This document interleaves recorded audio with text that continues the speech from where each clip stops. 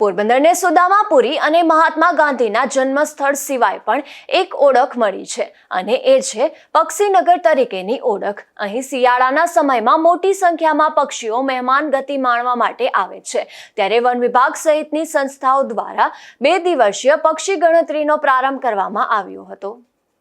પોરબંદર જિલ્લામાં મોકરસાગર, કુચડી, છાયારણ અને બરડા સાગર સહિતના જળપ્લાવિત વિસ્તારો આવેલા છે।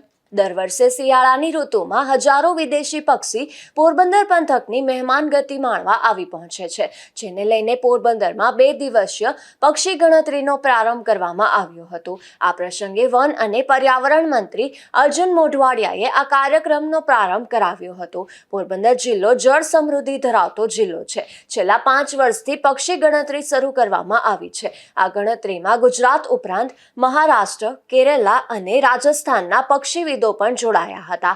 આ ઉપરાંત 2 વિદેશી પક્ષીવિદો પણ જોડાયા હતા।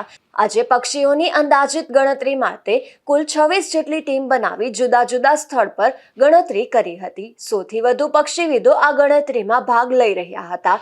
શિયાળાના સમયમાં પોરબંદર જિલ્લામાં મોટી સંખ્યામાં પક્ષીઓ આવે છે અને વિશેષતા એ છે કે દરિયા અને મીઠા પાણીના સરોવર નજીક આવેલા છે, જેને કારણે અનેક પ્રજાતિના પક્ષીઓ અહીં જોવા મળે છે। નિપુલ પોપટ સાથે અશોક થાનકી, ગુજરાત ન્યૂઝ, પોરબંદર।